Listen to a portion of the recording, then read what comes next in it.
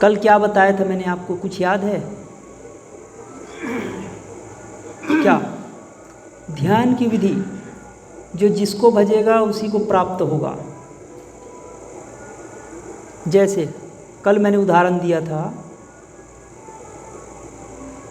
कि एक व्यक्ति अपनी पालतू भैंस को प्रेम करता था। उसके गुरुजी ने उनको भैंस को ही ध्यान करने के लिए कह दिया, क्योंकि वो ना नहाता धोता था, ना वो किताब पढ़ सकता, ना ही वो मंदिर सेवा करूँगा, ना वो हठ योग कर सकता, ना वो हवन कर सकता। तो उसके गुरु ने जो प्रेम करता था, आसान मार्ग था, उसी को करा दिया। अब बात को समझिए। जैसे वाल्मीकि डाकू था, उसके गुरु ने, नारद ने उसे मंत्र दिया कि राम कर लो, राम न जमा तो मरा ही कर लिया। तो आपका ये सवाल कि अगर हम मंत्र जप करते हैं, महामंत्र की जगह आप शुद्ध स्वर होने के बजाय अशुद्ध हो गया तो कोई दिक्कत नहीं, क्योंकि राम बजने के बजाय उसने मरा कर दिया। आपकी भावना महत्वपूर्ण है।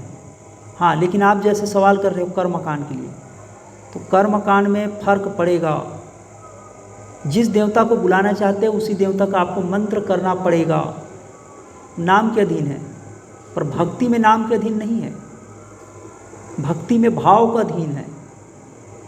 हनुमान जी ने राम युद्ध में मंत्र को आड़ा टेढ़ा करवा दिया था।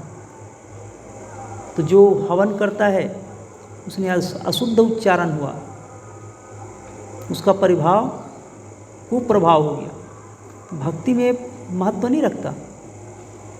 आप अपने लड़के को बुलाते हो, कभी उसे अरे इधर आ जा, कभी उसे प्यार से बेटा बोलते हो, या कभी उसका नाम पुकारते हो, तो ये ज़रूरी नहीं।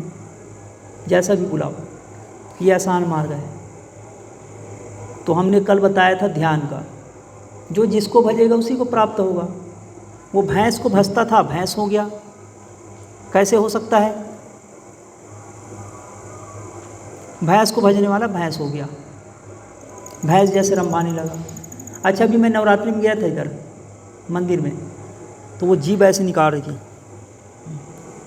उन्हें ऐसा लगता है ना कि देवी जीभ निकालती है, उन्हें ऐसा लगता है कि देवी बाल खुला रखती है।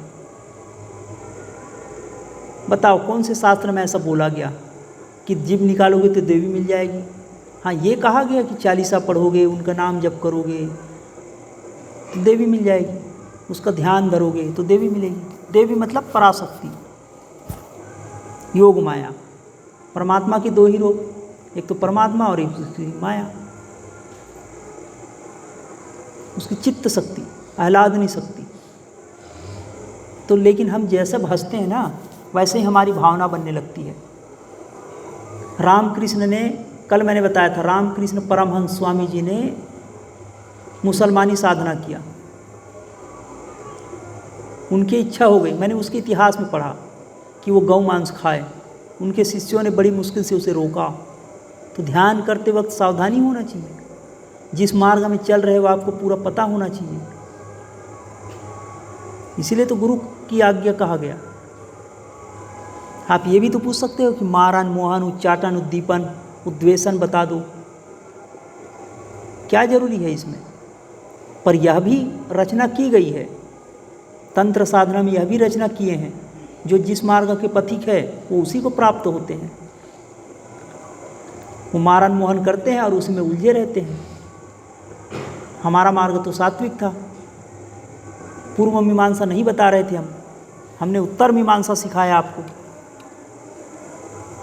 अब आपका सवाल ही अटपटा है कि आप चाह रहे हो कि आप पूर्व मीमांसा सीखें। आजा, इसको देख।